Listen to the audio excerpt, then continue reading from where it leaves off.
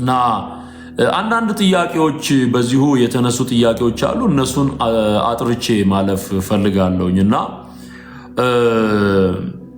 አሁን ይሄ ዘማርያማዊት የተባለው ሰው ስሙ ዘማርያም እንዳልሆነ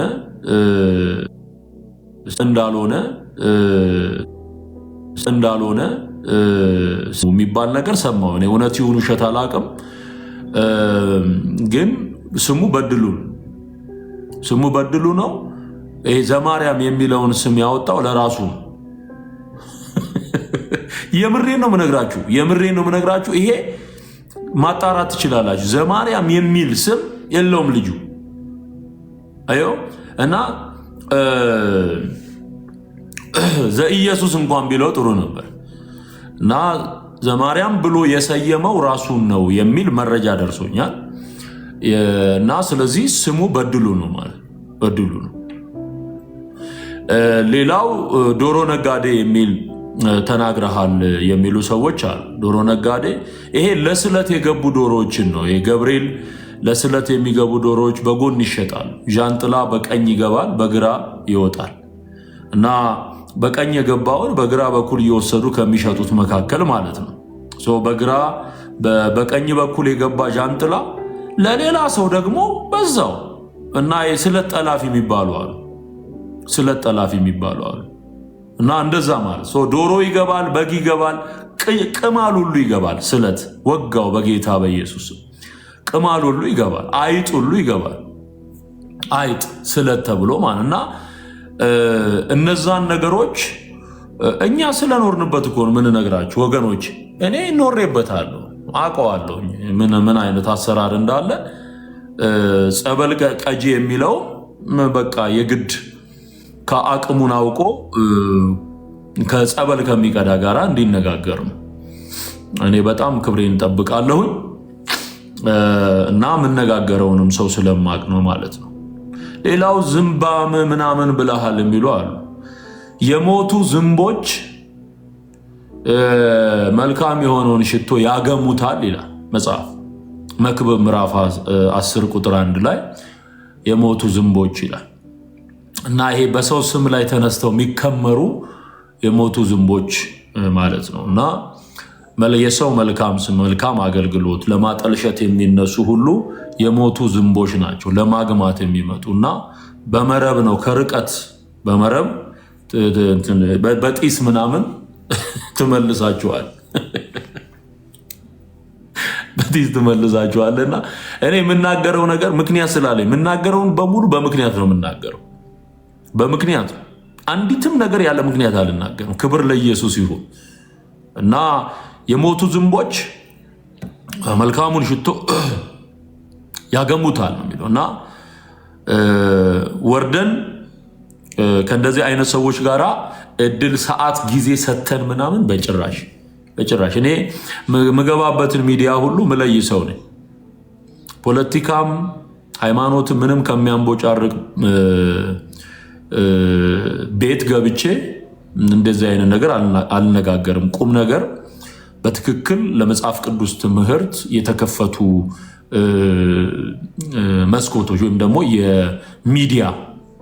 የሚዲያ መስኮቶች መጠቀም አስፈላጊ ነው። ሁሉ ነገር የሚቦካበት ቤት አይገባም። ክብርን መጠበቅ አስፈላጊ ነው ብዬ ስለማስብ ማለት ነው። ለምንናገረውም ወንጌል ክብር በጣም መጠንቀቅ አለብን። ምክንያቱም እግዚአብሔር ክቡር ነው። የምንናገረው ቃል ክቡር ነው። የእግዚአብሔር ስም እንዳይሰደብ፣ የእግዚአብሔር ክብር እንዳይነካ መጠንቀቅ አለብን። ይሄንን ሁሉ ታሳቢ ያደረገ ነው ማለት ነው። ክብር ለእግዚአብሔር ይሁን። ሌላው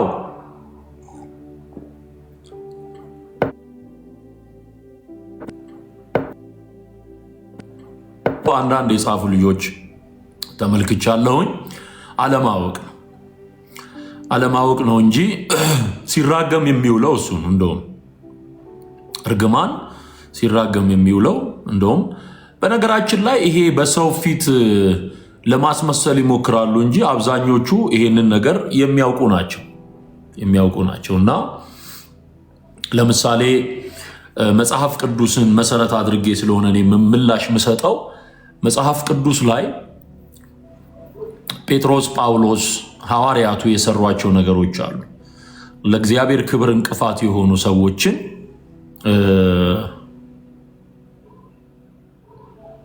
እሺ ምን እያደረጉ ነው የሸኟቸው የሚል ጥያቄ ሊነሳ ይችላል። ለምሳሌ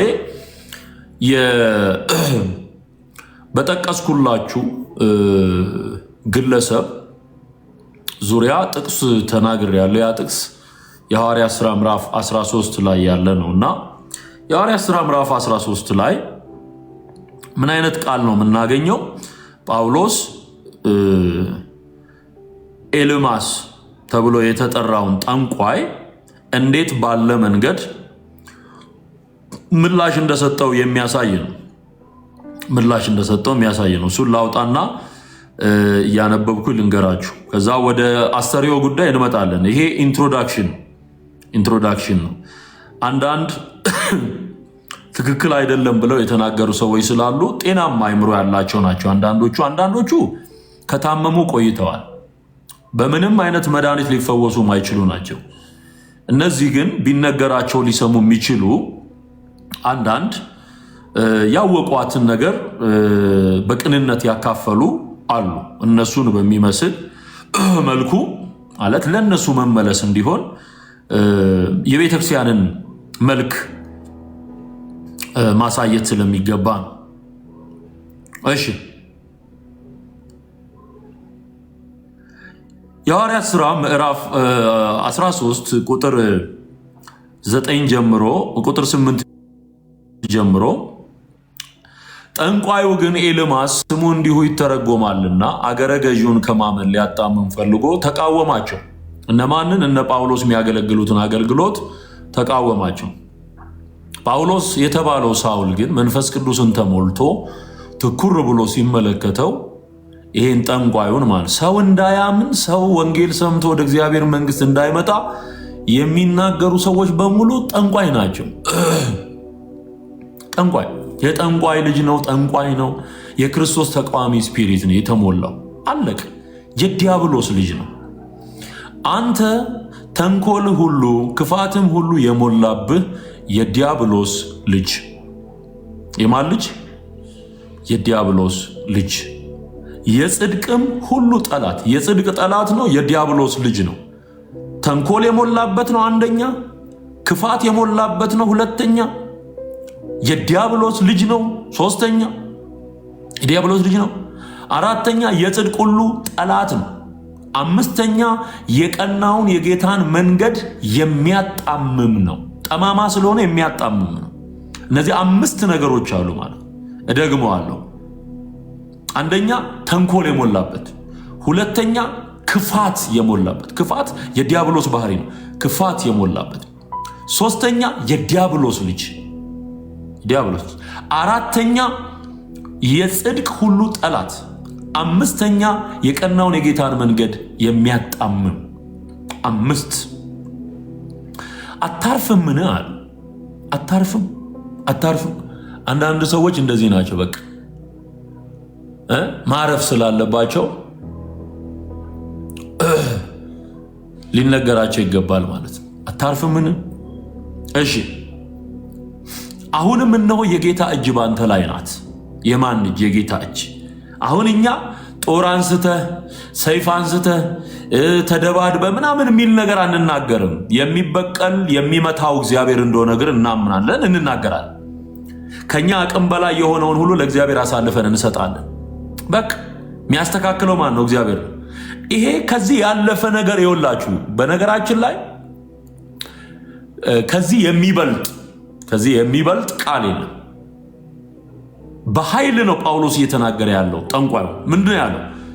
አሁንም እነሆ የጌታ እጅ ባንተ ላይ ናት፣ እውርም ትሆናለህ። ይሄ ከመፍረድ ጋር ይገናኛል። ከመፍረድ ጋር ለምን? ሰው እንዳይድን ነው እየሰራ ያለው። የሰውዬ ይነገረዋል ማለት ያንተን ቴዎሎጂ ይሄ ከ100% 25ቷን ይዘ ሙጭጭ ብለ ያለህ ሰው እንደዚህ አይባልም የሚላል ይባላል። ይኸው ይባላል። እኔ እኮ መጽሐፍ ቅዱስ ነው ምነግር፣ ተረት አይደለም ምነግር። ይባላል። አይኑ ይታወራል፣ ህይወቱ ይቀጫል። በቃ ያንተን ቲዮሎጂ እቺ ቀንጭበህ ያዝካትን ቲዮሎጂ መጀመሪያ ሙሉ አድርጋት። ከመጻፍ በፊት ቻናል ላይ የጻፋችሁ እዚህ ዩቲዩብ ላይ ምናምን ፌስቡክ ላይ ምናምን ጫር ያደረጋችሁ አንብባት መልሰ። ከዛ እኔ የምነግርህን ስማ። ዛሬ ቁጭ ብለህ ስማ። this is the church authority የቤተ ክርስቲያን ስልጣን ነው ይሄ ወንድሜ፣ የቤተ ክርስቲያን ስልጣን። ምን አለው? እውር ትሆናለህ። አዮ ወደ ጌታ ከመጸለይና ይሄን ሰውዬ የጸለዩለት ሁሉ ይጸልዩብሃል ያልኩት ቃል ከመጸለይ ባለፈ ቃል ያወጣል። የእግዚአብሔር የሆኑ ሰዎች ይናገራሉ፣ ቃል ያወጣሉ። በተለይ ለእግዚአብሔር መንግስት እንቅፋት የሆነ ሰው እንዳይድን የሚሰራ የተቀጠረ አገልጋይ ጠንቋይ በሙሉ ምን ይሆናል? ይታወራል። ጆሮ ያለው ይስማ። ይሄ የመጽሐፍ ቅዱስ እውነት ነው። ይታወራል። ዘመኑ የጸጋ ዘመን ነው። የእግዚአብሔር ምሕረት የተገለጠበት ዘመን ነው። እናምናለን፣ እናውቃለን። ፍርድ የለም ወይ ስትል ፍርድ አለ። በደንብ አድርጎ እግዚአብሔር ይፈርዳል። ስለዚህ የጌታ እጅ በአንተ ላይ ናት፣ እውርም ትሆናለህ፣ እስከ ጊዜውም ፀሐይን አታይም። እንደዚህ የሆኑ ሰዎች አሉ፣ የታወሩ ሰዎች አሉ፣ የወደቁ አሉ፣ የተጎዱ አሉ፣ የተሰበሩ አሉ። እግዚአብሔር ይመታዋል፣ ይምታው። እግዚአብሔር ይምታው። ለወንጌል እውነት እንቅፋት የሆነውን ሁሉ ዞር ያድርገው፣ በጌታ በኢየሱስ ዞር ያድርገው። ሰው እንዳይድን የእንቅፋት ድንጋይ የሆነውን ሁሉ ጌታ ዘወር ያድርገው። ደግሞ ያደርገዋል። አላርፍ ካለ ያደርገዋል። ያን ጊዜም ጭጋግና ጨለማ ወደቀበት። ራይታዌ ወዲያው ጭጋግና ጨለማ ወደቀበት። በእጁም የሚመራውን እየዞረ ፈለገ። ይሄ ወደ ዘፍጥረት ምዕራፍ 19 ይሄ ግብረ ሰዶማውያን ወይም ደግሞ የሰዶም ሰዎች በሎጥ ቤት የገቡትን 2 መላእክት አውጣልን ብለው ሲመጡ አይናቸውን መላእክቱ እንዳሳወሩት ማለት ነው። This is one of the judgment of God።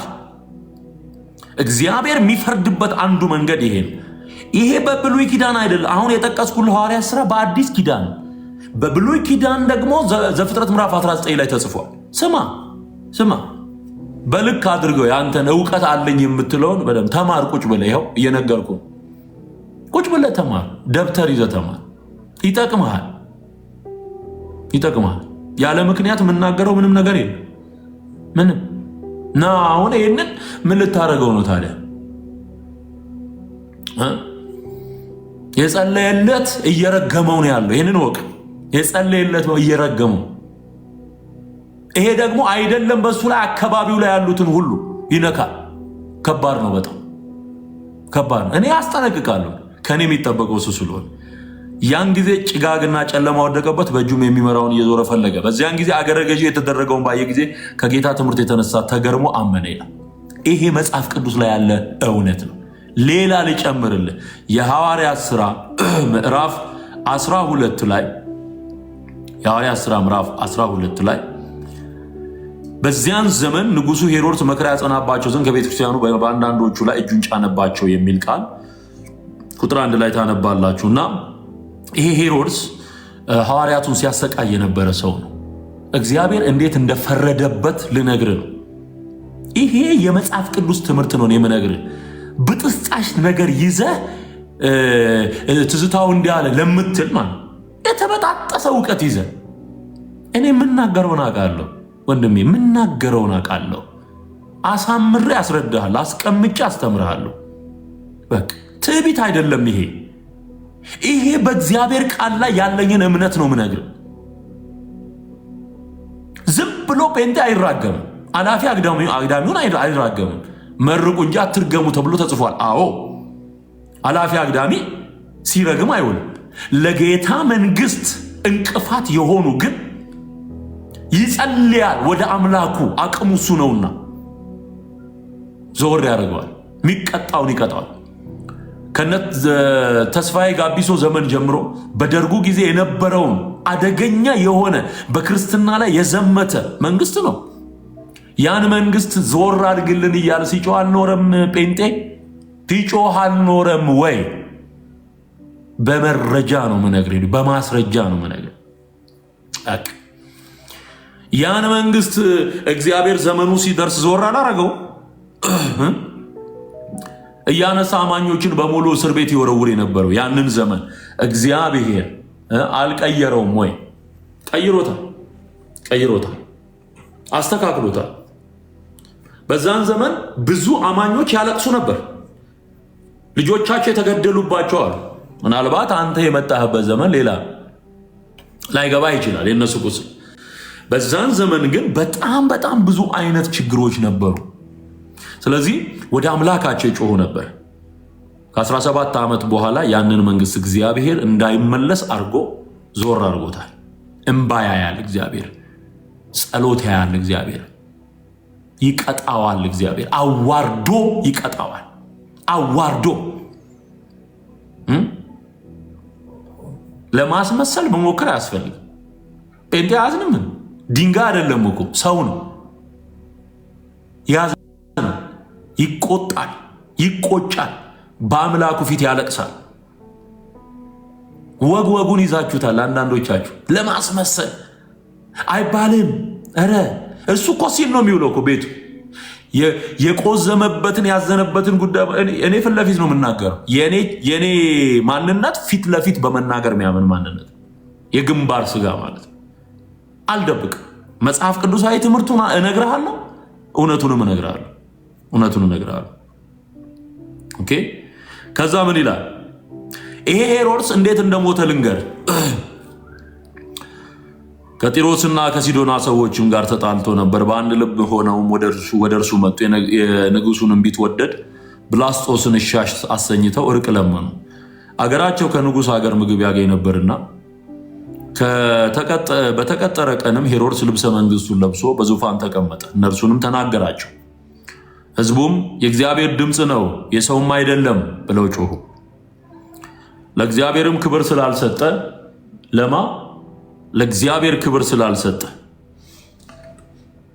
ለእግዚአብሔር ክብር ስላልሰጠ ያን ጊዜ የጌታ መልአክ መታው፣ በትልም ተበልቶ ሞተ ይላል። በትል እንደዚህ አይነት ነገስታትን በትል እየተበሉ እንዲሞቱ በቁም ሳሉ በትል ተበልቶ ነው የሞተው። ይሄ አዲስ ኪዳን ኒው ቴስተመንት። እግዚአብሔር አይቀጣም አይፈርድም ወይ? ይፈርዳል እንዴ? ትቀልዳለህ እንዴ? እግዚአብሔር ዞር ባያደርግ በዚህ ምድር ላይ ያሉ ክፉ ሰዎችን ዞር ባያደርግ ኖሮ ቤተክርስቲያን አትቀጥልም እንዴ? እነ ኔሮ የሚጠፋ ነገር ካለ ይኸው የተጣደ ነገር ምንድን ነው የሚሸተኝ?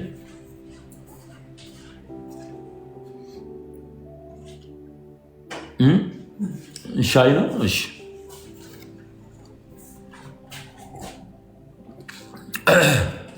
እነ ኔሮ ዞር ያደረጋቸው እግዚአብሔር ነው።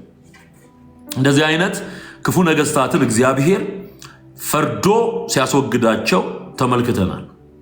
ፈርዶ በትል ተበልቶ ሞተ። ኦኬ። ሌላው ጳውሎስ ለሰይጣን አሳልፎ የሰጣቸውን ሰዎች ማንነት ይዘረዝራል። ይህም አንድ መረጃ ለሰይጣን ነፍሱ በጌታ ቀን እንድትድን ለሰይጣን አሳልፌ ሰጥቼዋለሁ ይላል። ሊስን ይጠቅምሃል። ስማ፣ የቤተ ክርስቲያን ኦቶሪቲ ነው ይሄ። የቤተ ክርስቲያን ስልጣን አፖስቶሊክ የሆነ አውቶሪቲ ነው። ሐዋርያዊ የሆነ ስልጣን። አዮ በቆሮንቶስ ቤተ ክርስቲያን ውስጥ ካጋጠመው ችግር ያንን ሰው ለሰይጣን አሳልፌ ሰጥቼዋለሁ ብሎ ይናገራል። ነፍሱ እንድትድን በምድር እንዲቀጣ መጫወቻ ይሆናል ማለት ነው። ለሰይጣን ተላልፎ የተሰጠ ሰው መጫወቻ ሆኖ ይኖራል። ነፍሱ ግን እንድትድን አዮ እንዲህም አይነት አሰራር አለ። የሐዋርያት ሥራ ምዕራፍ 5 ላይ ስትሄዱ ሁለት ባልና ሚስቶችን ታገኛላችሁ። ንብረታቸውን ሽጠው ወደ ሐዋርያት ህብረት ለመቀላቀል የመጡ እነዚህ ሁለት ሰዎች በምዕራፍ 5 ላይ ተጠቅሰዋል። የሐዋርያት ሥራ ምዕራፍ 5 ላይ ከቁጥር 1 ጀምሮ ስታነቡ አናንያ የተባለ አንድ ሰው ሰጲራ ከተባለች ከሚስቱ ጋር መሬት ሸጠ። ከዛ ደብቆ ግማሹን ይዞ መጣ። እኔም ሳይሆን መንፈስ ቅዱስን አታለሃልና ትሞታለህ አለው። ሞተ። ትሞቻለሽ አላት። ሚስትየው ሞተች። እንደውም ምን ይላል እዛ ላይ ያን ጊዜ በእግሯ አጠገብ ወደቀች፣ ሞተችም። ጎበዞችም ሲገቡ ሞታ አገኟት፣ አውጥተውም በባሏ አጠገብ ቀበሯት። ባሏ ሞተ፣ እሷ ሞተች። በቤተ ክርስቲያን ሁሉና ይህንንም በሰሙ ሁሉ ላይ ታላቅ ፍርሃት ሆነ ይላል። ታላቅ ፍርሃት። የሚያስፈራው የቤተ ክርስቲያን መልክ ይሄ ነው። በጣም የሚያስፈራ የቤተ ክርስቲያን መልክ። ቤተ ክርስቲያን ምትቃትት ምትማልድ ብቻ ሳይሆን ምትፈርድም ጭምር እንደሆነ በትክክለኛው የእግዚአብሔር እውነት ላይ የተመሰረተች ቤተ ክርስቲያን አልቅሳ ምትሰማ ለሰዎች ምትማልድ እንደሆነች ይታወቃል። ደግሞ በተቸገረችበት ነገር ላይ ኢየሱስ ጣልቃ እንዲገባ ምትጸልይ ናት። ከአቅሟ በላይ የሆነውን ለጌታ አሳልፋ ምትሰጥ ናት። ደግሞ እዛው ምትፈርድም ናት። ሰማኸኝ?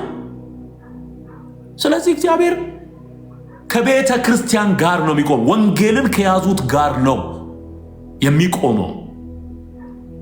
ታብ እያደረጋችሁ ኮፒ ሊንክ ሼር እያደረጋችሁ ቶሎ። ስለዚህ ለእንደዚህ አይነት ጠንቋዮች ጥብቅና የሚቆም ጴንጤ ካለ አብሮ ነው የሚመታው። አቋቋሙ ይታወቃል። ይዞታው ይታወቃል። በምን መንፈስ እንዳለ ይታወቃል። የኤልማስ መንፈስ የተንኮለኛና ክፋት የተሞላን ሰው ደግፎ ወንጌል የሚናገርን ሰው የሚቃወም ከሆነ የቆመው ከክፋት ጋር ነው ማለት። ስለዚህ እንደዚህ አይነት ነገሮችን እናያለን። ሌላው ለሰይጣን አሳልፌ የሰጠሁት የሚለው አለ። የሰጠዋቸው ብሎ ደግሞ የሚናገረው አለ ጳውሎስ። እነዚህ ሲሪየስ የሆኑ የመጽሐፍ ቅዱስ ትምህርቶች ናቸው።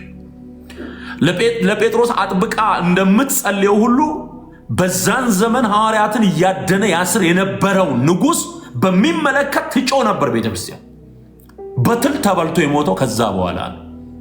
በትል ተበልቶ የሞተው እና ዓለሙን ትቶታል። እግዚአብሔር እንደፈለገ ሰው እንዲንቧች አድርጎታል እንዴ? በደንብ አድርጎ ይፈርዳል። የኔ ጌታ ስሙ ይባረክ። ትላንት የተፈረዱ ፍርዶች አሉ በቀደሙት ዘመናት። አሁን እየተፈረደው ያለው ፍርዶች አሉ። ወደፊት የሚመጡ ፍርዶች አሉ። መጽሐፍ ቅዱስ እንዲህ ነው የሚጠናው። ዝም ብለህ የተነገረን የሸመደድከውን ብቻ አትጻፍ። ጴንጤ አስተውል። ስለዚህ ለወንጌል እውነት እንቅፋት የሆኑ ወንጌል የሚሳደቡ ወንጌል በአናቱ ይተከል የሚሉ ሁሉ ይፈረድባቸዋል። ዝም ብዬ አይደለም የምናገረው፣ እንዲሁ አይደለም የምናገረው። የእግዚአብሔር ቃል መረጃ አለ። የእግዚአብሔር መንፈስ አለ በውስጤ። አለቀ።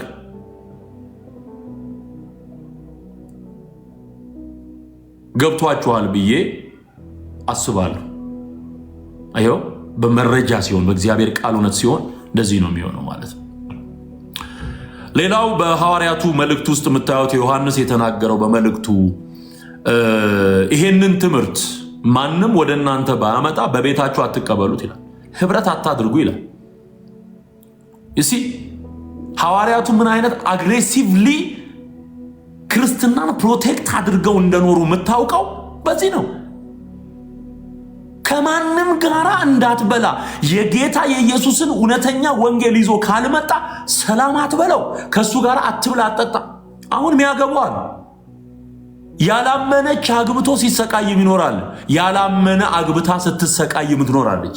ሰላም እንኳን አትበለው። ይሄ እኮ የሐዋርያት ትምህርት እኮ በክርስቶስ ትምህርት ለማይኖር ሰው ለቀላቀለ የከበረውን ከተዋረደው መለየት ያቃተው የከበረውን ከተዋረደው ጋራ ቀላቅዬ ሄዳለሁ የሚል ጋራ ህብረት እንዳይኖር ነው የሚለው። ህብረት እንዳይኖር ይኸው እንዳይኖር። ሰላምም አትበሉት። ሰላም የሚለው ከክፉ ስራው ጋር ይተባበራል። በቃ ለጌታ ጨክን፣ ለጌታ ወግን፣ ለወንጌል እውነት ወግን። በአናቱ እንዲዘቀዘቅ የሚመኝለትን ወንጌል እየተሳደበ ካለ ሰው ጋር ጴንጤ ሆነ ትቆማለህ? ይሄ እኮ ውርደት እኮ ውርደት እኮ። የኛ መንፈስ እንዲህ ከተቆጣ የእግዚአብሔር መንፈስ እንዴት እንደሚበሳጭ አስቡ። እኛ እንኳን እንደዚህ ካዘን። ስለዚህ እግዚአብሔር ፈራጅ ነው። አሁን ወደ እንትን ልመለስ፣ ወደ አስተርዮ ጉዳይ ልመለስ፣ ወደ አስቱ ልመለስ። አስተርዮ ማለት እንዳልኳችሁ መገለጥ የሚለውን ቃል ነው የሚያሳየው። የማርያም ሞት የሚታሰብበት ቀን ነው ብለው ያስባሉ።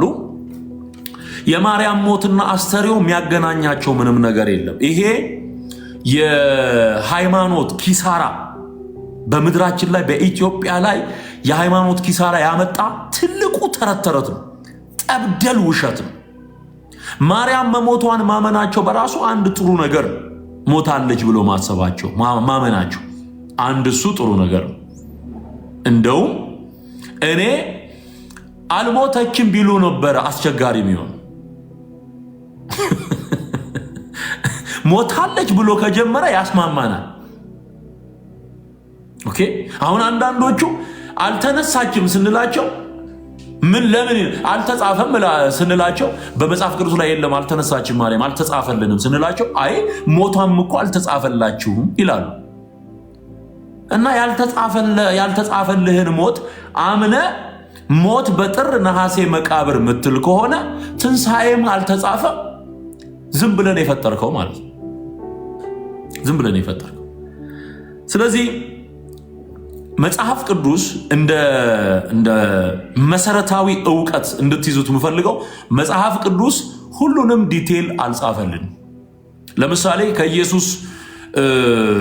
የኢየሱስን ታሪክ አራቱ ወንጌላውያን ሲጽፉ በተለይም ወደ ቤተ መቅደስ በ12 ዓመቱ ከሄደ በኋላ እስከሚጠመቅበት ጊዜ ድረስ ያለውን ረጅም ጊዜ መጽሐፍ ቅዱስ አልነገረንም። ወደ 18 ዓመት ይሆናል።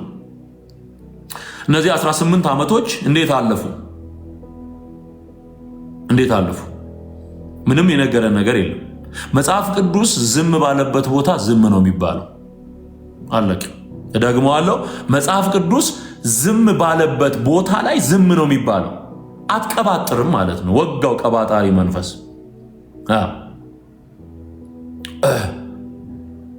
አዮ መጽሐፍ ቅዱስ ዝም ካለ ዝም ብለህ ነው የምትሰሙ፣ ዝም ብለህ ነው የምታልፈው። አልተጻፈልህም። የሚጠቅምህን መንፈስ ቅዱስ መርጦ ሰጥቶሃል። ልትከተል የሚገባው እሱን። ስለዚህ እንደ መሰረታዊ ዕውቀትና እውነት ልትይዙት የሚገባው አንድ ነገር ምንድን ነው? የመጽሐፍ ቅዱስ ላይ ሁሉም ነገር ዲቴል አልተጻፈም። የሚጠቅም ግን ተጽፏል። ዮሐንስ በወንጌሉ እንደተናገረው ምንድን ነው የሚለው? ምዕራፍ 20 ላይ ሐዋርያው ዮሐንስ አምኖ ለመዳን የተጻፈው በቂ እንደሆነ ይናገራል። ቁጥር 30 ላይ ልውሰዳችሁ።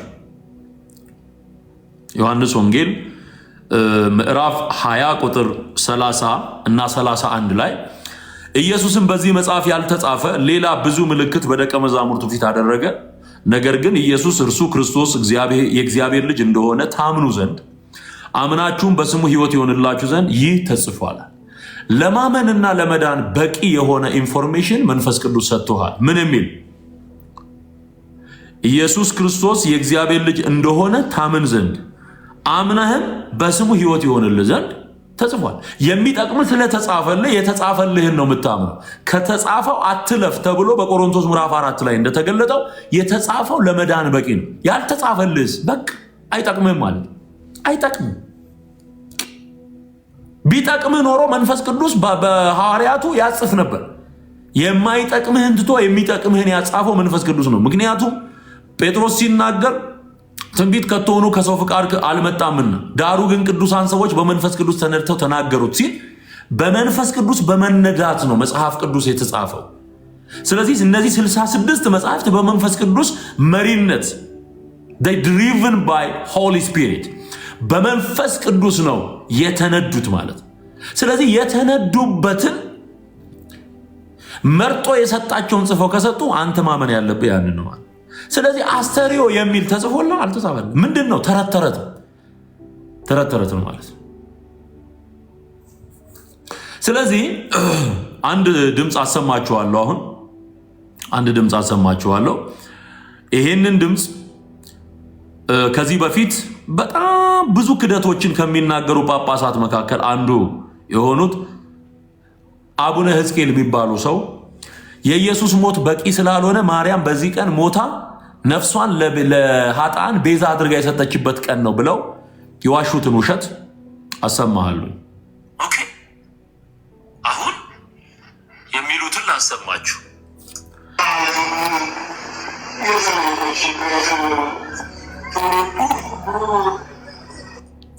ይህንን ነገር የሚያስተምሩት ስለ ማርያም ሞት ነው። ይህ በዓል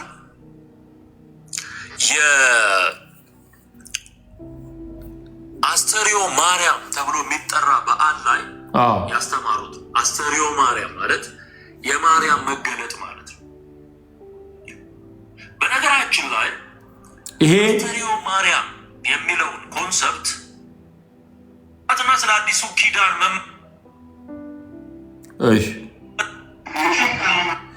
ይሄንን ትምህርት ዩቲዩብ ላይ ከዚህ በፊት መረጃ አድርጌ ሳቀርብ የተጠቀምኩት ነው እና ስሙት። አሁን ጳጳሱ የሚሉትን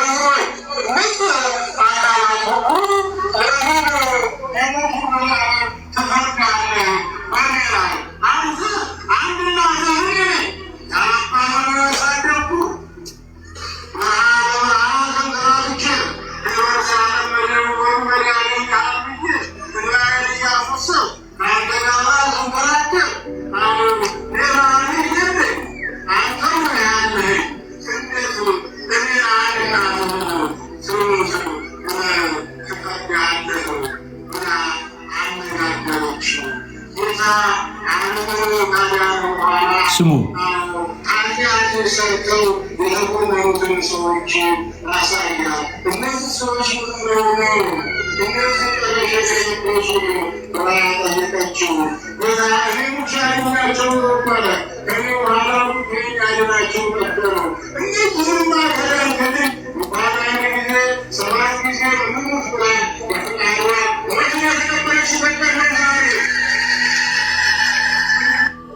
አየው ምንድነው? አንተን የሳሙ ከንፈሮች፣ አንተን ያቀፉ ክንዶች እንዴት ይሙቱ ብለህ ትፈርዳለህ ብላ በዚህ ቀን ማርያም ኢየሱስ ጋር ክርክር ገጠመች ነው የሚሉት። ልትሞቻለሽ፣ አሁን ልወስድሽ ነው የመጣሁት አላት ኢየሱስ። በዚህን ጊዜ እንዴት እሞታለሁ ብላ ተከራከረች። ስትከራከር ይሄ እንግዲህ ነገረ ማርያም የሚባል ነገረኛ መጽሐፍ ላይ የተጻፈ እና ክርክር አልሞትም ብላ እንዴት እኔ እሞታለሁ ብላ ተከራከረች። በዚህን ጊዜ አይኗን ገልጦ በሲኦል ያሉትን ነፍሳት ወደ ፍርድ የሚሄዱትን ነፍሳት አሳያት። እነዚህ እነማን ናቸው ብላ ጠየቀች። እነዚህማ እኔ ከሞትኩ በኋላ ሞቶ የሚያድናቸው ሌላ ስላጡ ጥላሸት ለብሰው የምታያቸው እነዚህ ያንቺን ሞት የሚጠባበቁ ናቸው አላት። ስለዚህ እነዚህን ከማርክልኝ አይደለም አንዴ 7 ጊዜ ልሙት ብላ በፈቃዷ የሞተችበት ቀን ነው እልል በሉ ሲሉ እልል ይላል። ስለዚህ አስተርእዮ ብለው የሚያከብሩት ይህ ቀን የኢየሱስ ሞት በቂ አይደለም የሚል ክህደት ዲክሌር የሚደረግ የሚታወጅበት የአጋንንት አምልኮ ቀን ነው። ስማ፣ የኢየሱስ ሞት አይበቃም ብለው የማርያም ሞት ያስፈልጋል፣ በኢየሱስ ሞት ላይ ለኃጥአን ማርያም መሞት አለባት የሚል አደገኛ ያጋንን ትምህርት ይህንን ነው የሚያስተምሩት። በዚህ ቀን በመረጃ ነው እያሰማው ያለሁት። ቆመው የሚናገሩት ይህንን በሕያው እግዚአብሔር ፊት ምነግራችሁ። ሞት በጥር ነሐሴ መቃብር ይባላል። አሁን የሞተችበት ነው። ለማበላ ሞተች ሲባል ለኃጥአን። ስለዚህ የኢየሱስ ሞት በቂ እንዳልሆነ አምና ኦርቶዶክስ በጳጳስ ደረጃ በየመድረኩ የኢየሱስ ሞት ዓለምን ለማዳን በቂ አይደለም ብላ የምታውጅበት የተረገመ ቀን፣ የተረገመ ቀን። ይሄንን ያብራልህ ወንድሜ፣ ይሄን ያብራልሽ እህቴ። በጣም ከባድ ነገር ነው። በጣም ከባድ ነገር ነው። አንተ የኢየሱስ ሞት አልበቃ አለ ዓለምን ለማዳን እግዚአብሔር አብ አንድያ ልጁን እስኪሰጥ ድረስ ዓለሙን ወዶታል ተብሎ የተነገረው የዮሐንስ ወንጌል ምዕራፍ 3 ቁጥር 16 ላይ ያለው ቃል፣ የዮሐንስ ወንጌል ምዕራፍ 4 ላይ እሱ የዓለም መድኃኒት እንደሆነ እናውቃለን ተብሎ የተመሰከረው ቃል፣ አንደኛ ዮሐንስ ምዕራፍ 4 ላይ ቁጥር 14 ላይ እሱ የዓለም መድኃኒት ነው ተብሎ የተነገረው ቃል፣ ይሄ ሁሉ ተረስቶ ይሄ ሁሉ ተሽሮ ኢየሱስ በመስቀል ላይ የሞተበት ዋና አጀንዳ ዓለምን ለማዳን ሆኖ ሳለ ይህንን ሽምጥጥ አድርገው ክደው ሸምጥጠው ክደው አሁን ስቅለት ብሎ መስቀል ብሎ የሆነ በዓል ሲያከብር ማን ይሰማዋል? ማን ይሰማዋል? ትቀልዳለህ እንዴ? ለዚህ እኮ ነው የወጣ ነው። ለዚህ ነው እኮ ማንም መለሰው። በቃ አልመለስም ወደ ኋላ የግብፅን ሽንኩርት ላልበላ ቃል ኪዳን ገባው ለራሴ አመልክሃለሁ ኢየሱሴ። ሃሌሉያ። ወደ ኋላ ማንም መለሰው። እንደዚህ የተረገመ የእግዚአብሔርን ቃል የሚቃወም ትምህርት በዓል ተሰርቶለት ታቦት ተቀርጾለት መቅደስ ታንጾለት እንደዚህ የተባለ ስለሚኖር ነው የወጣ ነው። ለዚህ ነው ይሄ ክደት ወደሚደረግበት ቤት ዳግመኛ ማንም መለሰው። ለዚህ ኢየሱስ ተክዷል። ቀላል አድርገህ ነው አይደል የምታየው? ዲናይ አርገውታል። ኢየሱስ ክደውታል። ሙልጭ አርገው እኔ ከሞትኩ በኋላ ሞቶ የሚያድናቸው ስለሌለ እባክሽ አንቺ ሙችላቸው። ይሄ ኢየሱስን መስደብ ነው። ይሄ እግዚአብሔርን መስደብ ነው። ይሄ መንፈስ ቅዱስን መስደብ ነው። ምን ልትሰሪ ነው የምትሄጂው? እንዲህ አይነት ቦታ ምን ልትሰራ ነው የምትሄደው? ጌታ ኢየሱስን የማይወድ ቢኖር የተረገመ ይሁን ተብሎ እንደተጻፈ ይሄ እርግማን ነው አሁን ፕራክቲካሊ በምድሪቱ ላይ የሚተገበረው። ሳይገባን ቀርቶ የወጣን ይመስልሃል እንዴ? ከራስ ጸጉሩ እስከ እግር ጥፍሩ ቤቱን እናውቀዋለን። ምን እንደሚባል በምን ቀን ምን እንደሚሉ እናውቀዋለን። ይህን ነው ሞት በጥር ነሐሴ መቃብር ለ8 ወር የሰው አስከሬን የሚያሰቃዩበት ዘመን ነው። የዘመን አየው። አልሞትም ብላ ተከራክራ ኧረ እባክሽ ተብላ ነው የሞተችው። የማርያምን ክብር የሚነካ የኢየሱስን እናት ክብር የሚነካ የጌታ የኢየሱስን ክብር የሚነካ ዓለም የዳነበትን የኢየሱስን ደም እንደ ርኩስ ነገር የሚቆጥር የተቀደስንበትን ያንን የኪዳኑን ደም የእግዚአብሔርን ልጅ የሚረግጥ የተቀደስንበትን የጸጋውን መንፈስ የሚያክፋፋ የአጋንንት ትምህርት የሚሰጥበት ቀን ነው። ለዚህ ነው ውጣ ምልህ ኢየሱስን ተቀበል ትድናለህ ምልህ። ለዚህ ነው ይሄንን ከልት እያልከው ተስማምታ አሜን እያልክ እያጨበጨብክ እግዚአብሔርን ነው መከተለው ኢየሱስ ነው በመስቀል ላይ ያዳነኝ ትላለህ እንዴ? ምንድነው ሁለት አይነት ቢላዋ? ተወው እንጂ አንዱን። የኢየሱስ ደም ከኃጢአት ሁሉ ያነጻል ተብሎ ተጽፏል። ዓለምን የቀደሰው ደም የኢየሱስ ደም ነው። እስከ ዓለም ፍጻሜ ለፍጥረት ሁሉ በቂ የሆነ የሚያድን ደም የኢየሱስ ደም ነው። የማርያም ሞት ምንም አይፈይድልህም። ሞተችም ኖረችም ለራሷ ነው። ላንተ ምንም አይፈይድም። በቃ ሞቱ ትርጉም ያለው ኢየሱስ ብቻ ነው። አለቀ። ሞቱ ትርጉም ያለው ሕይወትን የሰጠ የኢየሱስ ሞት ነው። የደሙ መፍሰስ ትርጉም ያለው የኢየሱስ ነው። የማንም ደም ቢፈስ ላንተ ትርጉም የለውም። የኢየሱስ ደም ፈሶልሃል። አሁን አብ የተቀበለው ደም የማደም ነው? የኢየሱስ ነው። የማርያምን ደም አይቀበልም። የጊዮርጊስን የተክለ ሃይማኖትን አይቀበልም። ጊዮርጊስ 7 ቢሞት ለራሱ ነው የሚሞት። ደግሞ 7 ጊዜ ሞቶ የተነሳም የለም። የውሸት ጥርቅም ስለሆነ ነው ቤቱ የውሸት ቤት ሀገር ነው። 7 ጊዜ እንትን አደረጋችሁት እንዴ? እንቅልፍ እንትን አረጋ። ይሄ ምንድነው? እየባነነ የሚነሳ ሰው አረጋችሁት እኮ እንዴ። ኢየሱስ ነው ሞትን ድል አድርጎ የተነሳው። ኢየሱስ በ3ኛው ቀን ተነስቶ ጽድቅን እንደሰጠን የሚናገረውን የእግዚአብሔርን እውነት ለመደበቅ ጊዮርጊስ እኮ 7 ሞቶ ተነስቷል ይላል። ስለዚህ ሰው ከፍ አድርጎ የሚያው የጊዮርጊስን 7 ጊዜ መሞቱ። ይሄ የኢየሱስን ወንጌል ለመደበቅ አጋንንት ወደ ኢትዮጵያ ምድር ያስገባው የአጋንንት ትምህርት ነው። የአጋንንት ትምህርት ነው። ማርያም ሞታለች፣ ተቀብራለች፣ አለቀ። ነፍሷ በጻድቃን መቆያ አለ። ኢየሱስ ሲመጣ ከሚነሱት ቅዱሳን ጋር ትነሳለች። ይሄ ነው። ሁሉ በተራው ይሆናል ነው የሚለው የቆሮንቶስ መልእክት ምዕራፍ 15 ላይ ሁሉ በተራው ይሆናል። ኢየሱስ በኩር ነው ይላል። ከሞት በመነሳት በኩር እሱ ነው። አልተነሳችም፣ አላረገችም፣ በአብ ቀኝ አልተቀመጠችም። ይህ የአጋንንት ትምህርት ነው። ማርያም ተነስታለች፣ አድርጋለች የሚል ዲስኩር አጋንንት ያመጣው የአጋንንት ትምህርት ነው። this is the doctrine of demons። መጽሐፍ ቅዱስ የሚለው ይህን ነው። በጢሞቴዎስ መልእክቱ ሐዋርያው ጳውሎስ ምዕራፍ 4 ላይ የአጋንንትን ትምህርት እየሰሙ እምነትን ይክዳሉ የሚለው ይህንን። ስለዚህ በፈቃዷ ሞተች።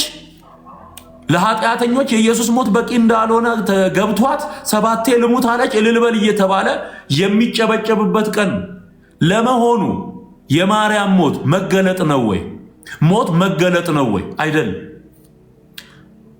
አሁን የቲዮፋኒ የሚለው ቃል ይሄ በጣም the great theological words ተብሎ ከሚጠሩት መካከል አንዱ ነው። ባይዘ ቲዮፋኒ የእግዚአብሔር ልጅ መገለጥ፣ ይሄ አፖካሊፕስ የሚለው ቃል ከእንደገና ደግሞ አስተሪዮ፣ በግዕዝ አስተሪዮ የምንለው እነዚህ ቃላቶች ምንድናቸው? የተሰወረው ነገር ሲገለጥ ነው። የማርያም ሞት ወዴት ነው የሚገለጠው? ምኑ ነው የሚገለጠው? ቆይ ምኑ ነው የሚገለጠው? የማርያም መገለጥ የሚባል ነገር አለ እንዴ? መገለጥ እኮ የማይታየው ታየም። ይኸውላችሁ አሁን ለምሳሌ በኦርቶዶክስ አስተምሮ ከዚህ ከጥር ከታህሳስን ጥርን ጨምሮ ዘመነ አስተሪዮ ተብሎ ይጠራል። ዘመነ አስተሪዮ ጠላት የማርያምን ሞት አስገባበት እንጂ ዘመነ አስተሪዮ የተባለው ስማ በደንብ የኦርቶዶክስንም ትምህርት ስለማቀው ነው የምነግርህ። ታህሳስና ጥር ወር ዘመነ አስተሪዮ የተባለው አንደኛ ልደቱ የእግዚአብሔር ልጅ የማይታይ የነበረው ከአብ ጋር ለዘላለም የኖረው እሱ ተገለጠ። ስለዚህ ልደቱ መገለጡን ያሳያል። አይው ሁለተኛ በጥምቀቱ ደግሞ የአብ የወልድ የመንፈስ ቅዱስ ማንነት ተገለጠ። አብ ከሰማይ ተናገረ፣ እነሆ ልጄ ብሎ፣ መንፈስ ቅዱስ ደግሞ በርግብ አምሳል ወረደ። ጌታ ኢየሱስ ከውሃ ውስጥ በዮሐንስ እጅ ሲጠመቅ ታየ። ይሄ ትሪኒቲ የምንለው ኮንሰፕት ወይም ደግሞ ሶስትነት የተገለጠበት ነው። አስተሪዮ ተገለጠ። ከዚህ በፊት በብሉይ ኪዳን ዘመን እንደዚህ በግልጥ አልታየም ነበር። የእግዚአብሔር መገለጥ ወይም የአብ የወልድ የመንፈስ ቅዱስ የአካል ሶስትነትን የሚያሳዩ ሪቪሌሽኖች አልነበሩ፣ መገለጦች አልነበሩ። ኦኬ፣ ይሄ አስተሪዮ ቢባል ያስኬዳል። የማርያም ሞት ምኑ ነው አስተሪዮ? ምኑ? ሞት እኮ አስተሪዮ የለውም። ከሙሴ ከአዳም ጀምሮ ከመጀመሪያው ሟች ከአቤል ጀምሮ ብዙ ሰው ሞቶ የኢየሱስ ሞት እንኳን እንደዚህ አልተካበደም። ከዛ በኋላ ምን ይላል? ሞት በጥር ነሐሴ መቃብር ይልና እንግዲህ እንደምታውቁት ማርያም ሞተች። ከዛ በኋላ ያው ተረቱ ሞተች። እሷ በሞተች ጊዜ ታውፋንያ የሚባል እና አይሁድን ሰብስቦ መጥቶ እናቃጥለው የማርያምን አስከሬን እናቃጥል ብሎ አስተባብሮ ሆይ ያለ መጣ። ከዛ ተረቱን ነው የነገርኳቸው ያለሁት። ይሄ በተአምረ ማርያም ላይ የተጻፈ ታሪክ ባይዘው የኪዳነ ምሕረት የሚለው ኮንሰፕት መነሻው ጽንሰ ሐሳቡ ያለው አስተሪዮ የሚባለው ይሄ ማርያም አስተሪዮ ማርያም በሚባለው ቀን በዚህ ቀን ኮንሰፕቱ ያለው ይሄ ኪዳነ ምሕረት ናት፣ ታድነናለች፣ ታማልደናለች የሚለው የአጋንን ትምህርት የተወለደው አስተሪዮ ማርያም በሚለው በዚህ ቀን ትምህርት ውስጥ ነው። ስማ፣ በደንብ ስማ። በዚህ ውስጥ ነው የመጣው። ኦኬ፣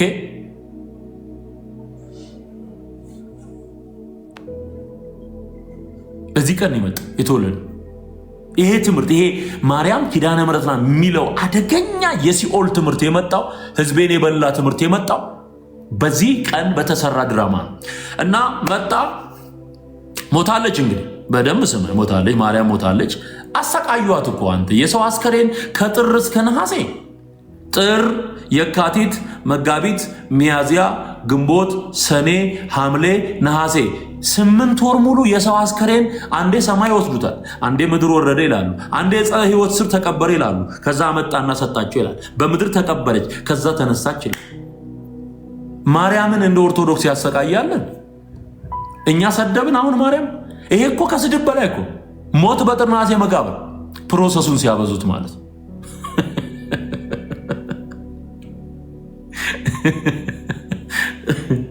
ቄስ ተንኮል እኮ አንተ ከባድ ሞት በጥር ነሐሴ መቃብር 8 ወር ሙሉ አስከሬን ማንከራተት ማለት።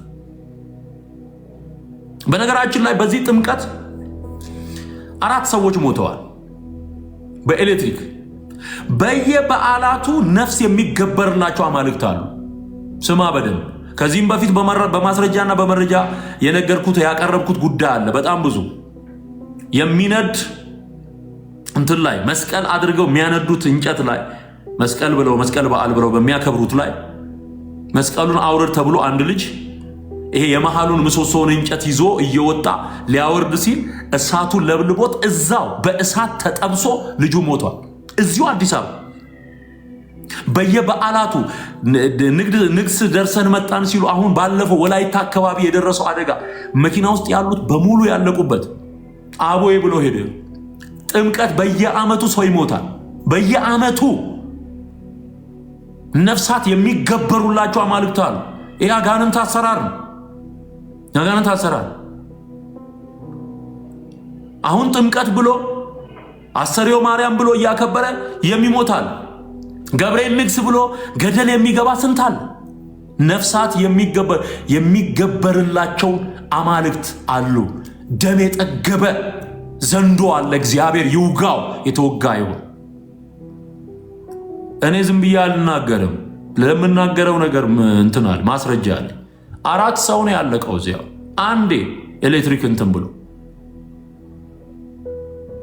ከዛ ደግሞ ለአስተሪዮ ማርያም እመጣለሁ እኔም የሚለውን ዘፈን ይዘፍናል ወጥቶ። ከዛ አስተሪዮ ማርያም ይላል፣ ሎሚ ይወራወራል። ከዛ በኋላ ዘፈኑን ይዘፍናል።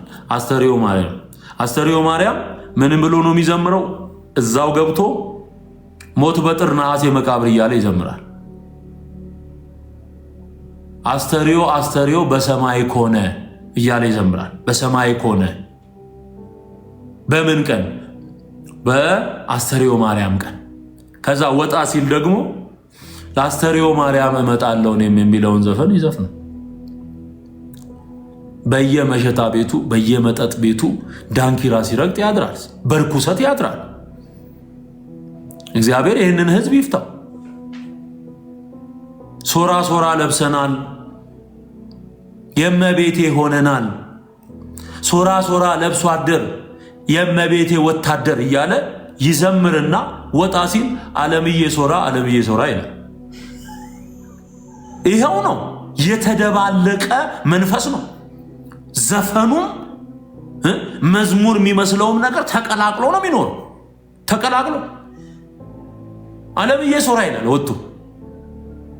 እና ይሄ ህዝብ ወደ እውነት ወደ ወንጌል መምጣት የለበትም፣ መዳን የለበትም። ማን ይናገር? ቄሱም እኮ እስክስታ ወራጅ ነው። ቄሱም እስክስታ ወራጅ ጨብጦ ነው። እሱም ብርሌውን ጨብጦ ነው። ይሄ ህዝብ ወደ እግዚአብሔር ቃል እውነት መምጣት አለበት። ህይወቱን ማስተካከል የተጀመረው ይሄ የአጋንንቱ ትምህርት የህይወት ቅድስና እያሳጣ ነው የሚኖረው። አሁን እኛ እዛ ቤት ስለነበረን ህይወት የሚያወሩ ሰዎች አሉ። ወንድሜ አትቀደስም። ቤቱ ራሱ የተጨማለቀ ነው።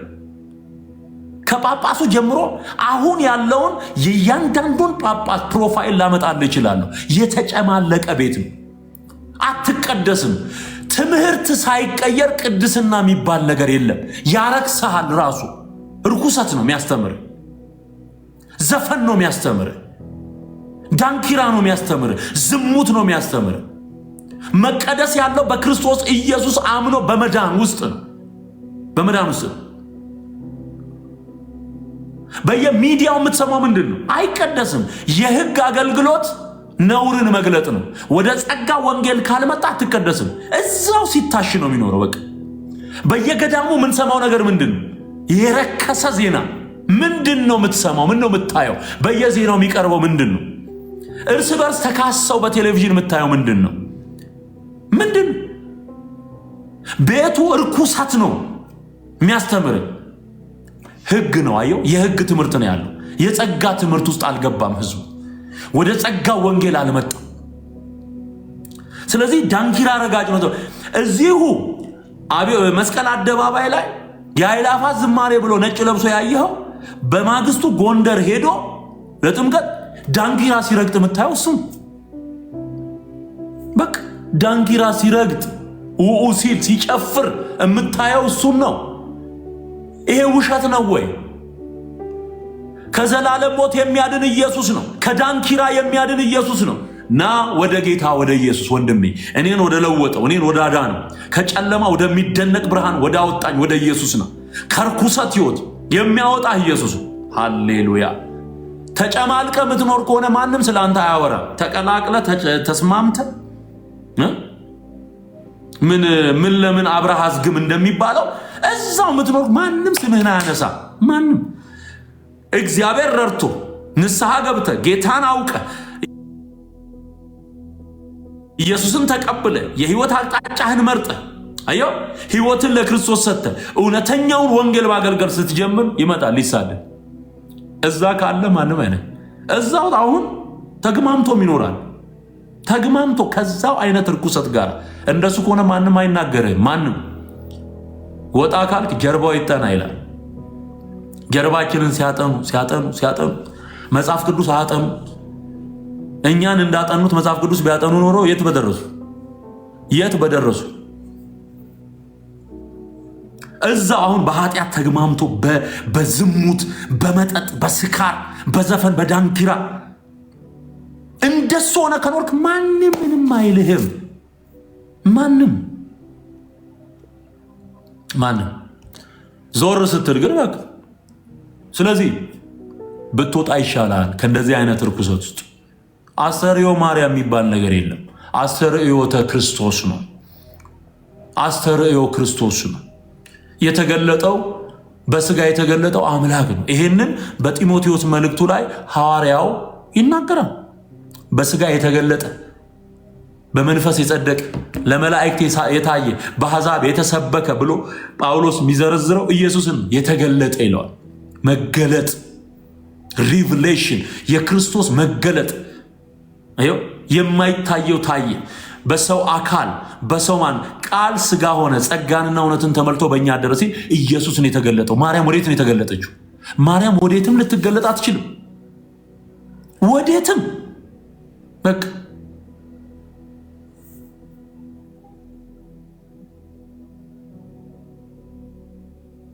ስድብ አሰልጥኖ መልአክ ነው የነሱ። አሁን ንስሐ አባት ስድብ ነው የሚያሰለጥ። መጽሐፍ ቅዱስ ለብቻቸው ሲያነቡ ካየን አንቺ ልጅ አላማረኝም ይላል። አላማረኝም ይሄ መጽሐፍ ቅዱስ ይዘሽ የምትቀመጪው ነገር ተርጓሚ ሳይኖር ይላል። ለብቻቸው አታንብቡ ይላል። ለምን? ሰው በጨለማ እንዲኖር በማርያም ስም ከተሰራ መርገም ውስጥ እንዳይወጣ በማርያም ስም ከተሰራ የአጋንንት ትምህርት ውስጥ ነፃ እንዳይወጣ መጽሐፍ ቅዱስ እንዳያነብ ያደርገዋል። ጸበል ብሎ ግድግዳ አበስብሶ ይወጣል። የሰው ግድግዳ አበስብሶ የሚተርከው ግን ይሄንን የንብላ የንጠጣው በዓል እርኩሰትም። ልመልሳችሁና ታምረ ማርያሙ ላይ ምን ይላል? በሚገርማችሁ ሁኔታ የታውፋንያ የሚባለው እነዚህን ሰብስቦ መጥቶ የማርያምን አስከሬን ሊያቃጥል ሲል የእግዚአብሔር መልአክ መታው በሰይፍ እጁን ቆረጠው ይላል። እሺ አትለኝ። ከዛ በኋላ ማርያም አልተነሳች። ወይኔ ዘንድሮ ስንቴ እንደሚያስነሷት ስንቴ እንደሚገሏት ቁጠርልኝ። ሞታ እኮ ሊቀብሯት ሲሉ ታውፋንያ ሰው ሰብስቦ መጥቶ ዘራፍ እያለ አቃጥላለሁ የማርያምን አስከሬን ምናምን ብሎ ዘራፍ እያለ ሲመጣ ገብርኤል መጥቶ እጁን ቆረጠው። እጁን ከትፎ አሁን ስዕል ላይ የታውፋንያ እጅ እንዲህ አልጋ ላይ ተንጠልጥሎታል።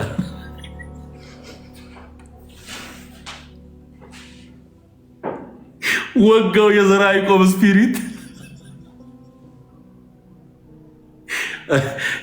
ዘራ ያዕቆብ ነው የደረሰው። ይሄንን ዘራ ያዕቆብ የሚባለው ንጉስ ነው።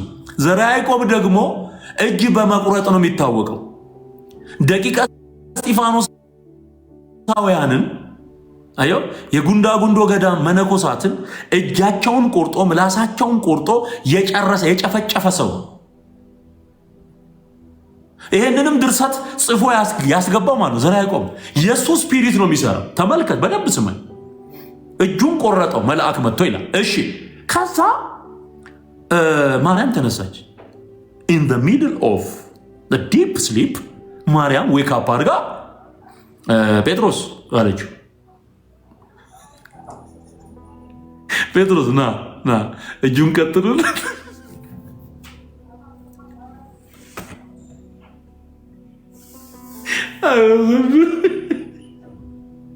እጁን ቀጥልለት። ተነስታ እኮ ነው እዛ። እቻ አሁን ከየት የተቀዳሽ ናት አትለኝም? ጴጥሮስ የማልኮስ የሚባል የጆሮን ቆረጠ የሚለው ታሪክ አለ ዮሐንስ ወንጌል ላይ። በቃ ነገራቸው በሙሉ የኢየሱስ ክርስቶስን ተአምራት የኢየሱስ ክርስቶስን አድራጎት ለመሸፈን በማርያም ስም አመሳስሎ ያመጣዋል። ይሄ እኮ አጋንንት ነው። እግዚአብሔር ለሕዝባችን ያብራ። አጋንንት እኮ ነው የሚዘራ። ሰይጣን እኮ ነው ያስገባው። ከዛስ እንቀጥላለ። ተመልሳ ሞተች።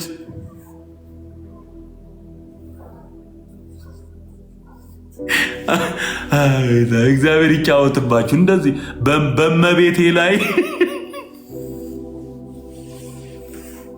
ተጫወታችሁባት። እግዚአብሔር ይላችሁ። አቤት የእናንተ ግባት። በዚህ ብቻ ይፈረድባል። አንዴ ስትገላ አንዴ ስታነሳ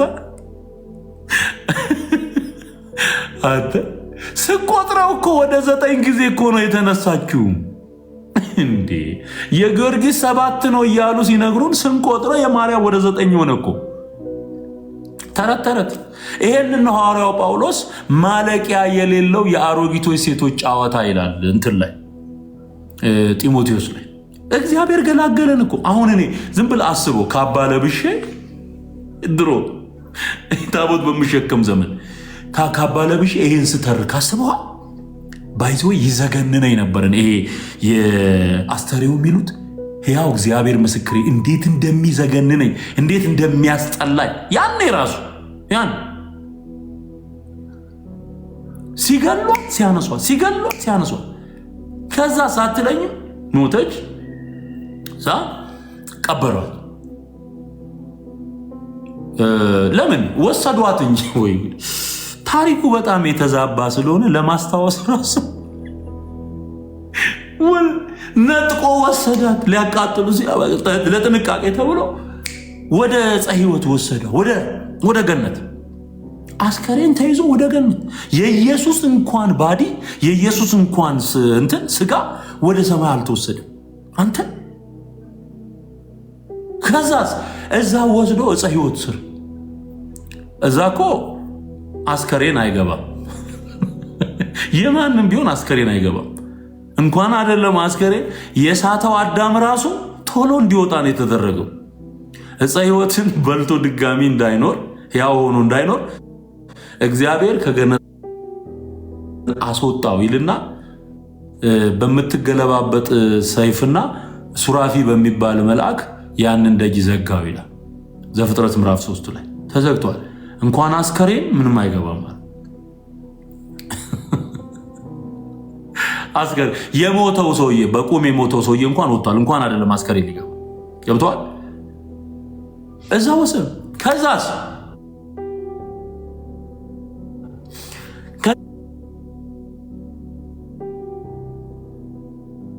ከዛ ደግሞ ሐዋርያቱ ጾም ጸሎት ያዙ። ጾም ጸሎት ያዙ። የኪዳነ ምሕረት ኮንሰፕት የሚመጣው እዚህ ጋር ነው። አየው ሞተች ብሎ ጀምሮ አስተሪዮ ብሎ ጀምሮ ወደ ኪዳነ ምሕረት ነው ኮንሰፕቱ የሚሄደው። ያልኩ ይሄንን ነው። ሰንኮፉን ስለማቀው ነው። እንጀራቸውን ያሰፉበትን አካሄድ ስለማቀው፣ እንዴት ሰርክል እንደሰሩ ስለማቀው በደንብ ስሙ። ከዛ በኋላ ልክ ሱባኤ ገብተው 16 ጾም የሚባለው ይሄ ነሐሴ ላይ ምናምን ይደረግ ሞት በጥር ነሐሴ መቃብራል ለመኑ። ስጋው ይምጣልን ብለው ለመኑ። በሙሉ ሰብስቦ ወሰዳቸው። ኢየሱስ መጣ በሙሉ ሐዋርያ። ይሄ እኮ ያልተጻፈ እኮ ዲስኩር እኮ ነው።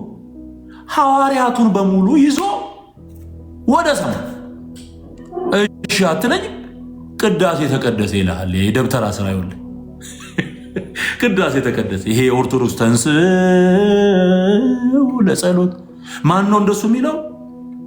ዋና ዲያቆን እስጢፋኖስ፣ ዋና ቄስ ኢየሱስ፣ ተከታይ ቄስ ጴጥሮስ፣ ንፍቅ ምናምን ነገር ዮሐንስ ምናምን ሆነው እሷን ታቦት አደረጋት ይላል። እሷን ታቦት አደረጋት። አጎንብሳዩ ሞታለች። ሞታ ስጋዋን ወስዶ ነው እሷ ላይ አርቆ ቁርባን አቆረባቸው። ቁርባን አቆረባቸው። ማ ኢየሱስ ቀድሶ እዚሁ ያለ ኮተት ይዞ ሄደ። በቃ ሰማይ ላይ ቅዳሴ፣ የኦርቶዶክስ ቅዳሴ ሰማይ ላይ ተቀድሷል ማለት ነው። ዲነችና ቆረቡ ይላል። ቆረቡ። እየሰማኸኝ ነው ወንድሜ? ስማኝ፣ ይጠቅማል። ይኸው ተረቱ ይሄ ነው። የት ቦታ ተጻፈ? ይሄንን ማቴዎስ ነው የጻፈል። እንግዲህ የሄደው ማቴዎስ ከሆነ ሲመጣ መጻፍ አለበት ወንድሜ። ማቴዎስ ሄዶ አቡነ ማቴዎስ ይጽፋል። ማቴዎስ ከሄደ ማቴዎስ በወንጌሉ ይጽፋል እንጂ አባ ማቴዎስ የሚባል ሰው እየተነሱ ይጽፋል። ጴጥሮስ ከሄደ አባ ጴጥሮስ ነው ወይ የሚጽፈው? ራሱ ጴጥሮስ ነው እንጂ መጻፍ ያለበት